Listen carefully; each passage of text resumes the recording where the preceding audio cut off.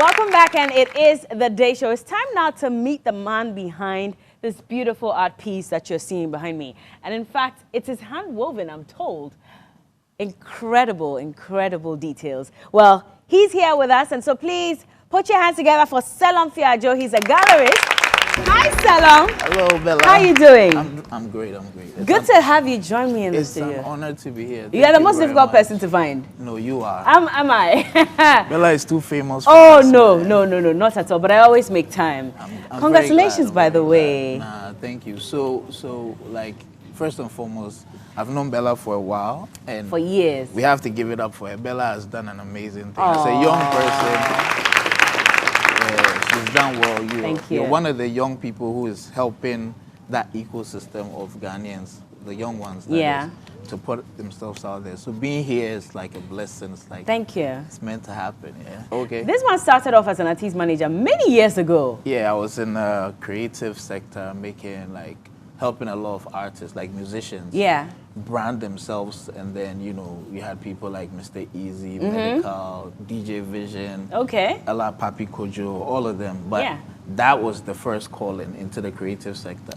So after that, transitioned into art, because I did general arts, but I did economics and geography. So I focused more on the business of art. So if you look at Ghana, we have a problem where most artists are not thriving the way they should. So I wanted to create an ecosystem, a platform to help a lot of the artists. Right. So I work with numerous artists, like some of the artists that make like stuff from recycled plastic, some from like words, some from thread, and then just showcase it on the global scene. But what was the reason why you just gave up on the music industry, sort of, in terms of managing the artists? I actually never gave up on it. I think what it was it was a calling. You know, after studying branding, business, and basically the right way of doing things, which is what a lot of creatives lack. I realized that I could like help them in that sector. So the only way to do that is to take one case study and make it successful. So in the case of this beautiful embroidery art pieces, I worked with Michael Apiayeboa, his father. It's a family. This is family work that you're seeing over here. But it was limited. So I suggested we do something for Global Citizen. We did a beautiful piece for Global Citizen, and we didn't have access to Global Citizen. Oh, you didn't? No. So a lot of people don't know this, but there was no access to Global Citizen. So what I did was I emailed them just for the protocol, but then I took the initiative of taking the piece to Kempinski and putting it right in front of the hotel, like in the lobby. The managers allowed you to do that? Sometimes you have to take things into your own hands, to be honest. Like, you have to be tenacious, and that's the difference. That's the difference. So, got there, everybody that saw the piece was blown away by its beauty. But also because Global Citizen had a logo on it, they figured that it was commissioned by Global Citizen. So they just kept coming around it, appreciating it. Then I would send the videos to Hivans, the CEO. The CEO, so directly from my phone, I was telling him, this is what's going on. And then eventually, after all the celebrities signed it, the email that came from them was that they recognize it and they want to like speak. So you know what I did? I engaged them, but they left. They went back to the States. And everything was a bit slow. And I was like, you know what? We have to take another step. So I flew with the art piece to the States and pulled up at their office in Manhattan. And when I got there, I met the whole team, and they've all heard the story, so they were happy about it. And I was like, what can we do? And I was like, you know what? I want to help the creatives back home in Ghana. So can we install this in your office and then talk about ways to help artists? And they were open to it. So the piece is currently in their office right now. And I saw it, because I was in their office just a few weeks ago. I saw the and in picture. fact, the moment I walked in, shouts to Anthony, by the way, he says, oh, you remember Selorm, right? He brought this art piece, so let's go take a look at it. And then I saw it, I was like, oh, yay, go GH. That was a very smart move. Would you say that this has indeed opened doors, not just for the artists, but for you as a gallerist as well? Well, you know, it brought like some level of publicity. But you see, the bigger thing is the support of that ecosystem. We need the right type of funding. We need the right type of mentorship. You spoke about mentorship.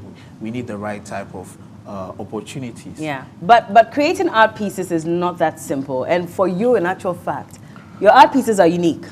Well, these pieces these pieces are legendary. This is the first generation of pieces that Michael, he's called Michael, Michael's father created. So Michael's father started this, Mr. Yeboah, shout out to Mr. Yeboah. And then Michael's generation is doing it, and then it's going to continue. Okay. So what it is that this is very hand-woven work. There's no machine involved. Hand-woven? Yes, it's all hand-woven. Nothing about this thing is easy. It's very difficult. Wow.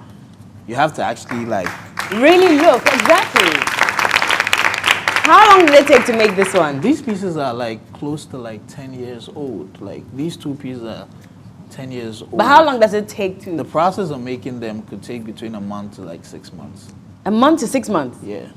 It must cost a fortune then. Well, they're expensive. Yeah. They're expensive. Wow. But you see, the difference with thread art is because the thread is malleable, you can create anything. And you can, it also lasts longer than pictures and prints. Okay. And canvas, because it's thread. Are we allowed to touch? Yes, you're allowed to touch. I know usually when it comes to art pieces.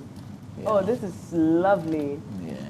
I think a lot more people will appreciate it if you see it in person. We did a piece for Kwame Nkrumah. There's a piece of Kwame Nkrumah at the mausoleum. I saw that. So you can definitely go there. And we're working to get a gallery space there in the city where other pieces will be available. So you also had the opportunity to meet the Grammy CEO. Yes, Mr. Harvey And Mason. yes, you presented the Rihanna piece to him. I think that was last year. We were in LA for the Grammys. Yeah. And what happened was I wanted to reveal it there.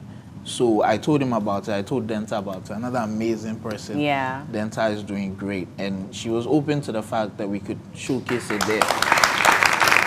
Yeah, let's give it up for she absolutely deserves it. She's doing great. We need more people like Denta helping young people like us. So she was open to it, and I was like, you know what, I'll come and do that there. So I revealed it to him, and we spoke about possibly showcasing it to Rihanna. Okay. But the thing is, Rihanna is a billionaire and a global celebrity. It's not easy to get Rihanna. When you're invited to come and perform at a billionaire's son's wedding or daughter's wedding in India, that's how you know that you've made it in the world. Yeah, you have. Yeah. So it wasn't easy to get to her, but God being so good, I'm now in touch with Rihanna's personal photographer. Oh, nice. Oh, cool. Yeah, so he's an amazing guy, and he's seen the piece, and his team and I are working to showcase the pieces to Rihanna. And the whole plan is to tell her about Ghana. Of course. Tell her about the art here, the fashion, the music, and then just bring light to our country. Yeah. Indeed. But quick question. Can any of you guess how much this art piece could go for? Anyone? The lady in front? Just guess. $2,000 US. $2,000 for this, okay. I think 10,000 Ghana cedis. 10,000, so that's a little less than, what, $1,000? Less than $1,000. Yeah, less than $1,000, okay. Who else? One last person, just guess. Rihanna, baby. Feel free. Guess. I would say 100,000. Cedis or dollars? Cedis. Cedis. 100,000, how much in dollars? 10,000? 100,000, yeah. Probably or like $9,000. and some change. Probably like 10,000. So if I want to buy this, how much do I have to pay for it? I mean, these pieces were originally being sold for like $4,000. $4,000? Yes, when they were created. Wow. But now they've appreciated in value? They've appreciated in value. Auntie Riri, message to you. Yeah. Bring your babies and your husband. Would like to talk to you guys, but thank you so much. Thank you very much. Well, when we get back, we may not have Rihanna on the show, but this is a baby that's going to be one of the world's most successful doctors. Already they're calling her Lil Doc, and she knows all the terms that you may never have heard of. So when we get back, we'll speak to her. Well, I'll tell you about her when we get back. Don't go anywhere. It's a day show.